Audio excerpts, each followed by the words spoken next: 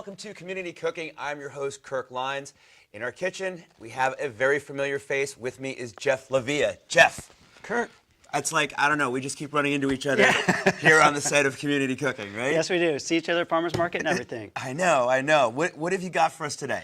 Today we're going to kind of do like a little Thai-inspired dinner for two. Okay. A nice marinated broccoli salad, some pan-seared tilapia with a coconut lime sauce, some smashed Laker Baker potatoes. Okay, we'll ask you about that later. Yeah. And then some basil mango sorbet/sherbet. Oh, all right. That's a lot. Let's get started. Where would you like to begin? First, what we're going to do is get our dressing going for our vinaigrette going for our broccoli salad. Okay. It's just a really simple rice wine vinaigrette. I already got some cooked over here because you need to let it cool. But basically, you're cooking it. Yeah, well, you want to let the sugar and the salt dissolve. Oh, okay, so we're adding sugar and salt to the vinegar? Exactly. Basically, okay. What we're doing is you take about a third a cup of sugar, half a cup of vinegar, a quarter cup of water, and a teaspoon of salt. Mix it all together with a little sesame oil and some crushed red pepper. So it's almost like a savory simple syrup. A little bit. Yeah. A little sweet. Yeah. I mean, it's sweet because you have sugar in there, but and the rice vinegar. But you're dealing with it just like you would a simple syrup. Exactly. And you can add, if you to counteract the sweetness, if you want to add some crushed red pepper, go ahead and do that. And this can sit in your fridge. I mean, you can do salads with this. You can marinate chicken with dipping this. sauce for spring rolls, right? It's a really tasty sauce. Great. So basically what you do is you kind of just take, we got clean hands here. We're going to take about 2 cups of broccoli. And this can sit actually in your salad for a couple days. You want to let it sit for at least 30 minutes. Well, we're using raw broccoli, so Exactly. it's not going to make it soggy or mushy. It'll break it down a little bit over the course of time, but yeah, I mean, this is definitely a make-ahead. Absolutely. Okay, yeah. And again, it'll sit in your fridge for several days. So we're just going to go ahead and actually add all of this because you can remove it, strain it from the pot with a spoon. But you want to get the broccoli good and coated. You want to make sure there's enough in there to where it actually does kind of start to soften it. Right. You can maybe even do it in like a resealable bag. You could, yeah. And kind of maybe get more coverage on it. Exactly. It smells great, though. It smells great. It's a really nice, light dish there. So we're done. We almost are done. We're going to add some okay. red onion and some carrot for some color and a little bit more crunch. All right. But really simple here. If I can have one of those knives there. Yes, sir. And we're just going to kind of do this with our, let's see here. Just a really quick slice here. Let me just do it nice and thin. Right, so that we don't get these big and wielding chops of slices of onion in it. Exactly, just kind of nice as thin as you can with a knife there. Okay. And also, too, that'll break down, too, in this vinegar. Exactly, and the longer this sits, actually, the better the salad is. It seems like it. Yeah. So, when we're talking make-ahead, we could even go like a day or so of make-ahead. Yeah, I mean, I'll make this and leave it in my fridge for 3-4 days. How's the green? Does the green in the broccoli, does that go away and it stays nice and fresh looking? It stays nice and fresh. You could also make this with cucumber. Yeah, absolutely. If you wanted to. Yeah, and then we delicious. just got a few of these carrots here. We got these carrots at the farm. Actually, all these veggies we got at the farmer's market. Yeah, this is very farmer's market friendly right here. The salad, I mean, and we're talking not just vegetarian, but also vegan. Yeah. I'm just That's going to do great. some nice thin sliced little carrot chips here. And so, yeah, so all the vegetables in here are kind of on the sturdier side. Yeah. So they're going to hold up to this salad really well. And if you were to do cucumber, it wouldn't hold up quite as well, because the cucumber would start to break down. One trick for that, which you can do a lot of times with cucumber if you're going to make it ahead, is you salt the cucumbers first. Ah. And let them sit for about a half hour and drain off some of that liquid. Yeah. Then toss it in your dressing, but be very careful about adding more salt. Taste it first. Yeah. But leaching out that water will actually kind of keep them a little bit crunchier. It's almost kind of like you do with eggplant. When you're making eggplant Exactly. parmesan, you know how you Exactly. Make them weep. Exactly. So we're just going to toss this all together here. Okay. And that's pretty too. I mean, look at that. Yeah. I mean, That's what I call a happy dish. I mean, you just look at that, it kind of makes you happy. Delicious looking, yeah, and fresh. Excellent. And then, Now again, it just chills out. Yeah. Beautiful. We just let that go there. All right, so moving on to our next dish. To our next dish, we're going to start on our smashed Laker Bakers.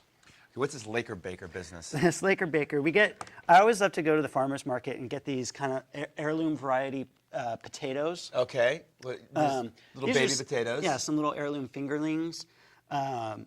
and this one particular vendor had these Laker bakers. Okay. And I have some boiling over here. You want to let these boil for about, 10 to 15 minutes. You don't want them to cook all the way through, but just enough so you can smash them like we're going to do. We're going to kind of make little like fried potatoes. This is a great. I know what you're talking about. This is actually like a French country style dish.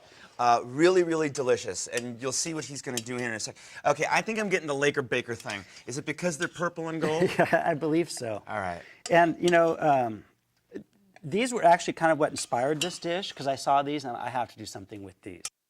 So you want these cooked through for the most part, but definitely not fall apart. Or Exactly. You got to kind of monitor them. Probably about the 15-minute mark, start testing them a little bit. Yeah, Okay. and if it's a bigger potato, obviously it's going to take longer. If it's a small potato. I would go with these Yeah. because I think it's going to be a nicer presentation and probably easier to hit the Yeah. temperature that you want on them. And you want to break the skin. You want them, you kind of see how we do here. And just with Okay. the flat side of your, palm, nice even surface here, you're just going to kind of press it CPR. down. And you can exactly. And you just kind of press down. You'll feel it flatten out. Okay. And you're left with that. Beautiful. Look at that. So we're just going to do the rest of these here. And then we just lightly pan fry these. I mean, they're already cooked, so we're just going to pan fry them for... How delicious does that? Yeah. I mean, potatoes, but then you're going to get the crust on the outside. And then some nice coarse salt on top. Nice. And you could even, top these with some fresh herbs, whatever you like. Sure. I'm not going to do fresh herbs with it. Well, I guess you could do We cilantro. could cook them in bacon fat if we had some. Bacon fat, duck fat. Right. Absolutely. Any delicious. There you go. I mean, Yeah. and so yeah, I mean, while this is marinating and those are cooking and everything's kind of going on at the same time here, Yeah. we're now ready to fry these up? Yeah, we're going to pan fry them here. All right. What are we going to put in the pan as your fat? We use olive oil or? A little bit of canola oil. I don't like to use olive oil necessarily when I'm pan frying something like this. Okay, yeah, just because you don't want the heat on it for too long? Exactly, and I don't want it to impart a flavor. Okay, you're looking to just kind of bring out the potato flavor. Exactly. I don't want this to taste like it's being cooked in olive oil. Yeah, canola oil is nice, clean. Yeah, it's got a Healthy nice oil. high heat Yeah. point there. Uh-huh. So just enough to coat the bottom of the pan. And I would imagine that we want to get that pan like fairly hot, right? Yeah, you do. Because you don't want it sitting in like sort of like tepid oil. Yeah, just soak it up. Right. Yeah, exactly. So we're just going to kind of let these do that, and then while we do this, we can get our tilapia dish ready. Okay. We pretty much have everything ready to go here. Tilapia is a great fish. If you haven't cooked with tilapia, if you haven't eaten tilapia, It's that fish that non-fish eaters will like because it's not very fishy, and also too the flavor. Really, it's good for like very powerful flavors that you add to it. Exactly. Because it doesn't have a real distinct flavor to it. exactly, and it's super. A serving of tilapia is 80 calories. Yeah. It's a toxin-free fish. It eats all the plants. It doesn't eat a lot of other. It's not a predator. Okay. Exactly. So it's a really nice fish. It's got a lot of omega-3s in there and everything. So. Great. Yeah, and it's everywhere now. Exactly. And Right. you can find it frozen, and it's relatively inexpensive. It's the new chicken breast, right? It Everybody's is. into tilapia. It is. So we got some garlic here, what we're going to do, and then we got some ginger here. And a lot of people kind of wince away from using the fresh ginger. Oh, not me. And what we're going to do is just take down the kind of the skin on all sides here. All right, instead of like going with a peeler or a Yeah, spoon or just- anything like that, we're just going to go right at it. Who's got time for that? Talk about a great, ingredient. Ginger is just so delicious, and I mean it's really helpful in terms of digestion, and it just brings a clean flavor to everything you're doing. Well, like you said about the digestion, we're going to use some basil here as well. And you'd be surprised how much of a almost medicinal effect some foods can have on you. Absolutely. I read something, I forget who said it, but it's, food can either be your greatest form of medicine or your slowest form of poison. Yeah, absolutely correct. I like that.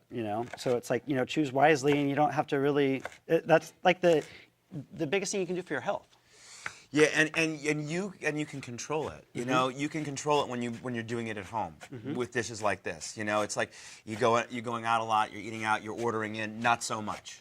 I mean, you can't really. It's not in your control. I mean, you can ask them to make it a certain way, but you don't know how much oil they're using on something or how much salt they're using on something. And it's when you get busy, it's so easy to get caught in that rut of I'm just going to swing home and get something. Right, right. So if you can do something that's actually relatively quick and healthy and it's got a lot of flavor. And I think it's important to note, too, to people, like, when you come in here and you're making a meal, like the broccoli salad, and you're making the smashed potatoes, and you're making the, that doesn't mean that you have to make every one of these components for the same meal. Yeah, exactly. Take away that broccoli salad, take away this technique, take away the fish recipe, and then make that with something that's maybe quick, like the fish in a salad. Yeah. And and so you've got some recipes. You do. You got a little wiggle room there. Right. You can make 4 different things or 3 different things. So we just got some nice fresh chopped ginger here. Okay. We already got our garlic chopped, but we should probably get our potatoes in. All right. I'm sure our Yeah, I think we're probably. Yeah, hot it's now. good and Yeah, smoking it's over shimmering. there. I'm just gonna add these little guys in. Oh yeah. Listen to that. Oh. And these are already cooked, so all we're doing is It's just just basically kind of crisping them up. Putting a little crust on them. Now, do you salt them in here? I'll salt them when I'm done. Okay, like you would a French fry then. Yeah. Okay. And I like the appearance of the salt on top. I mean, if you're gonna use sea salt, like a little nice sea salt on there would be great, just so you kind of get that A little fleur de sel or something. and that texture, Beautiful. So we got that going, and All right. I guess we can start on our tilapia here. These will cook up really quick. Do they? Yeah. Okay. Well, I'll keep an eye on those. What are you going to be doing with the tilapia? You've got the garlic chopped. You've got that. The ginger. What? Anything else? I believe we are good on that. We got our coconut milk, we got our lime zest and our lime juice, but we can't, juice our limes until we zest them. Okay. So we'll kind of do that right over the pan here. All right. Oh, you can see that. Get that going. Uh-oh, a little hot. Do you need a hand towel? No, we're good. Okay. You can see they're just starting to get brown on the edges there. Yeah. Beautiful. Nothing like a little fried potato, right? Do you have like a spat here? We Yeah, got a spat. got one right here. Just want to make sure that. Look at that. Oh yeah. Oh, they're gonna be good. Maybe just another minute or so. And we're gonna put a little bit of canola oil in the pan again. Okay. We don't want the flavor of the olive oil in this because it's got so many distinct flavors going on. Yeah, and I don't know if I'm feeling olive oil with like coconut milk and you know what I'm saying? Yeah. I get it. All right, I think it's time to flip these. Oh, look at that. Yeah, they got a nice. Right, that's right there. That is the definition of golden brown. Exactly. You got a nice crust on there. Beautiful. I wanted to fall apart a little bit, but no big deal. This really comes together very quick. Absolutely. And, oops. There we go. That's okay. Yeah, that one's for the chef. This could be something, too, that would be a make-ahead, right? If you boiled the potatoes like the night before. Yeah. You could even do Right? this. You could even do this the night before and then just simply reheat it in a 350-degree oven. Yeah, you could. I guess so, yeah. I mean, I don't know, would it hold on to the oil too much, though, or? Not necessarily. Just drain them off good. Set them, once they come out here, if you were going to do this ahead of time, Okay. Ideally you would stop at the boiling of the potatoes and just leave those in your fridge and you can smash them the next day. Yeah, that's kind of what I'm thinking. But if you wanted to, it's super easy. You just drain these on a rack, set on a sheet pan. Just let them cool them completely. Okay. Reheat them on a rack on a sheet pan in a 350-degree oven, and then they crisp And that up. rack's important because that way, if there is oil left in it, that's not going to like be sitting in it when it reheats. Exactly. Got And this it. is how we do a lot of stuff for our clients. Like this could be something that I could make ahead for a client. Okay. And just have them reheat the potatoes in the oven, and have them reheat the tilapia in a low heat skillet, and it comes together just like you made it yourself. For right those then who and don't there. know, you do meal preparation for people. Do meal Delivery preparation, service. meal delivery service, all sorts of catering. Did you want to get that in? Yeah, I'm just waiting for the pan to come up to a Oh, little bit okay. of heat here. So this is, what a nice thing to come home to, right? Yeah. Already made for you? So we just got 2 fillets of tilapia there. And we're going to season that with a little salt and pepper. See how we're doing here. Oh, these And again, guys, I just this use, guy's so you want to put this on paper towels, you said? yeah, here, we can just put it on a plate for now. All right. Thank you, sir. Beautiful. Look at that. And we're going to go ahead and I'll use that spatula here. Oh, these look great. And whatever potatoes you can get, you can go ahead and use as long as they're kind of the smaller potato. Yeah, you wouldn't want to use like a russet potato for this. Yeah, exactly. Yeah, this one's going to be for the chefs. That one came a little fall apart. All right.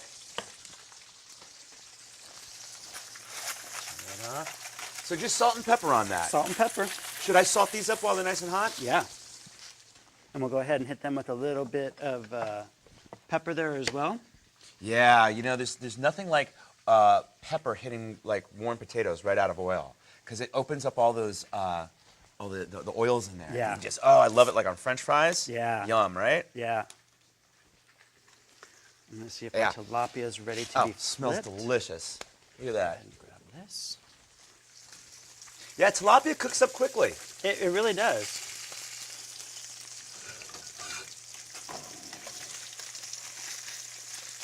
You got very important to use a nice thin spatula with fish, especially if you're doing it in a cast iron, but stainless steel.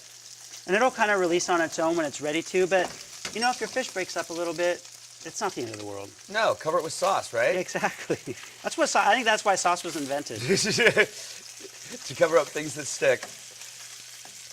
There we go. And again, we're not going to cook this all the way through. We kind of just want to sear it because we're going to add it to our sauce to finish at the end. Right. And that'll also kind of help it to stay together. Exactly. You kind of cook it a little bit too much, then it's going to want to fall apart. And that's kind of the tough part, because the fish isn't the same thickness all the way through. Yeah. So some of the ends there, they want to cook up a little faster. But it seems like you're doing a great job there. Look at that. Perfect. Right? And you got some nice color. Yeah. Beautiful. You want any salt and pepper on that side there? Yeah, a little bit. Okay.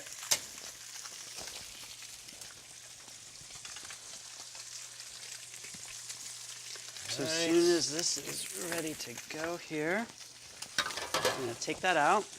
And then we're going to probably build the sauce, I would imagine. In that pan, in that very pan. So we're not dirtying another dish. Not dirty. Well, and plus you want all that goodness that's at the bottom of the pan. Yeah, because you didn't flour that or anything, and you know. I don't like to, you know. With something like this, with that, no. If you were just doing it as like maybe a simple seared preparation, maybe a little bit of like light flour. Yeah, very little bit. But in something like this with that coconut milk, nah. Yeah. Plus you got potatoes too. You got starch with this, you know. Yeah. I mean, you're really, it's about balance. It's about, you know, building a plate that, you know, if you think of like your calories and your ingredients as kind of like a budget, if you are watching your diet and watching what you eat, you know, save the flour for something else. Save those calories for something else. So we're just going to take these out here. Okay.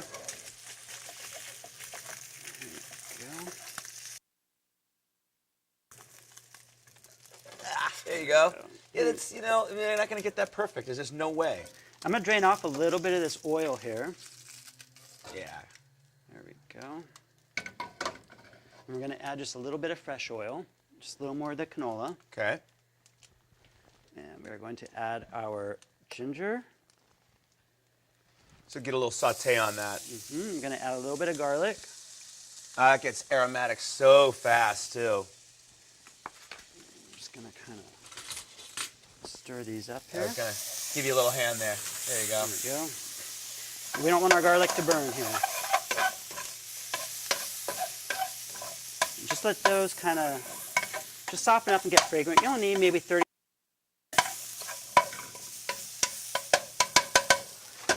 And then we are going to add a can of coconut milk here. Okay, and now is it sweetened, unsweetened? It's just the original straight-up coconut milk. It's not a sweetened one. It's just... Okay, that's important, because some of the stuff, if it's, you know, you don't want this like super sweet. Exactly. And that's the, here, let me help you with that. You got it, okay. There we go. So it's just the fat from the coconut milk. Sure. And you also want to use a full-fat coconut milk here. Yeah. You don't want light stuff. It's sauce. I mean, it's, you know, otherwise it's going to be too thin. It's not going to kind of thicken up the way you want it to. And it has a chance to break. I mean, I think a lot of times people might shy away from doing a pan sauce like this, you know, just because they're worried it might break. But if you use something that has enough fat in it, you're going to be okay. Okay. Just going to scrape up all these little bits here. And this just kind of cooks down a little bit. All right, and then the fish goes back in there at some point. Fish goes back in there. Okay, well, that's cooking down. Do you want to talk to me about the dessert, because that sounds really, really delicious. No problem here.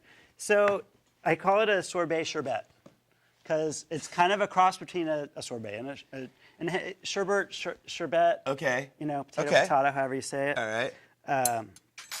If we were doing just a straight sorbet, we wouldn't be adding any cream to it. Correct. So we're going to add cream to it. Okay, so that's what makes it the sherbet. Exactly. It kind of takes it that route. So we just got these mangoes that look at the farmer's market. And we already have some chopped up here, but you know, I like to show people the easiest way to cut a mango. Okay. Just simple right down the side here. And you follow that, you know, the pit around. The pit, yeah. Get that knife right next to the pit.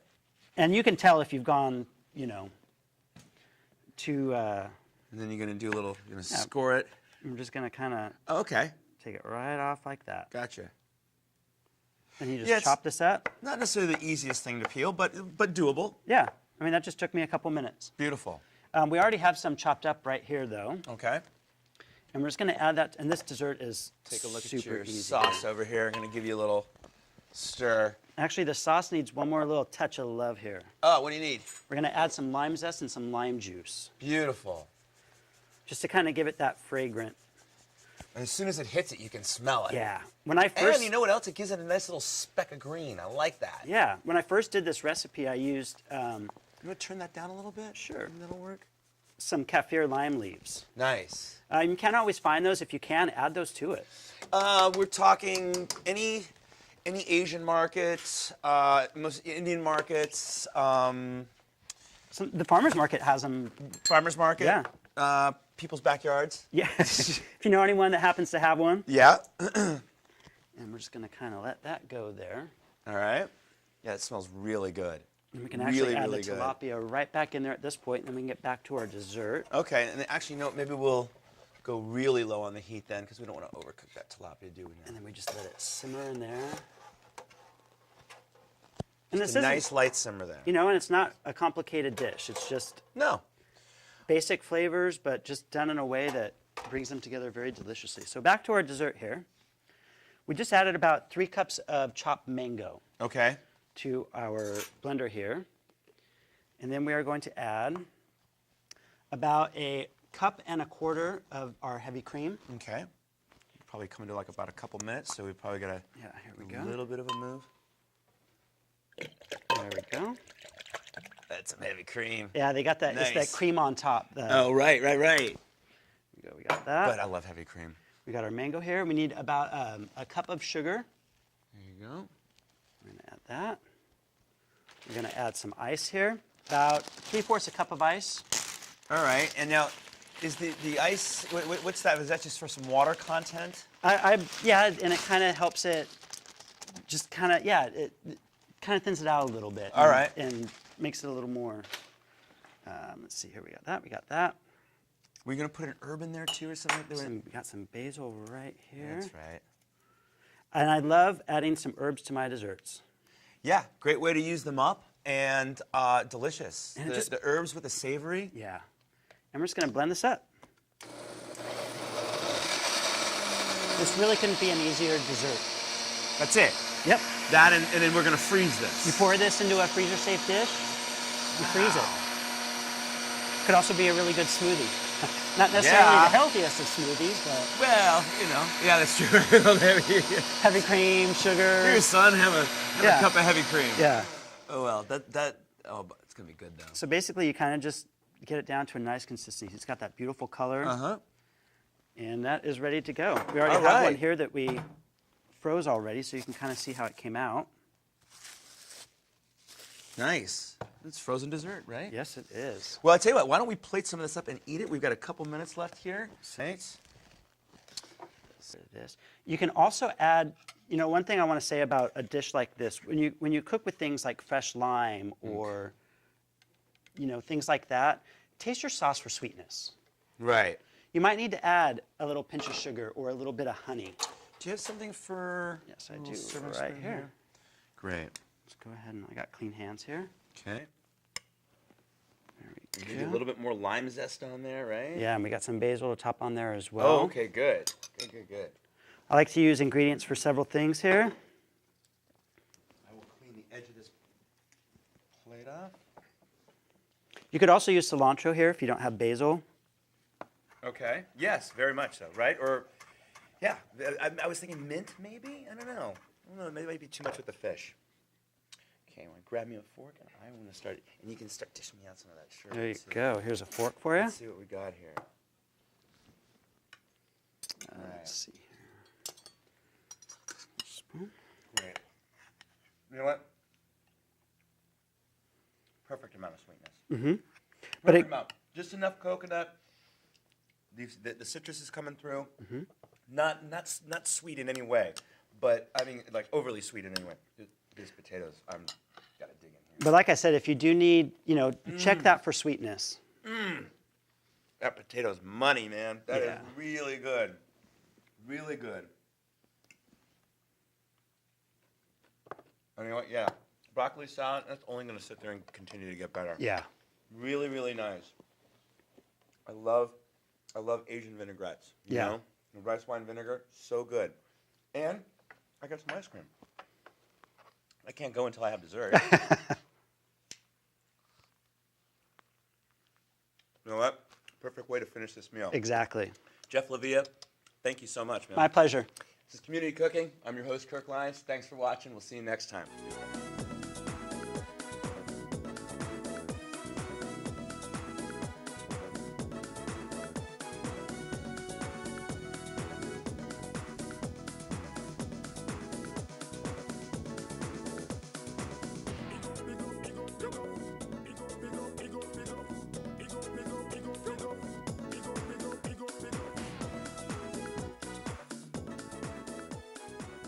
If you would like a copy of the recipe seen on this show, send a self-addressed stamped envelope to the Office of Cable and Community Relations, 3350 Civic Center Drive, Suite 200. That's in Torrance, California, 90503. Be sure to note the show number and the date you saw the show. And don't forget, you can find all the fresh ingredients used on today's show at the Farmers Market. Visit the one here in Torrance at Wilson Park. They're located at 2200 Crenshaw Boulevard. They're open every Tuesday and Saturday from 8 a.m. until 1 p.m., rain or shine. And if you'd like to be a guest on our show, give us a call at 310-618-5762 or email us at communitycooking@torranceca.gov.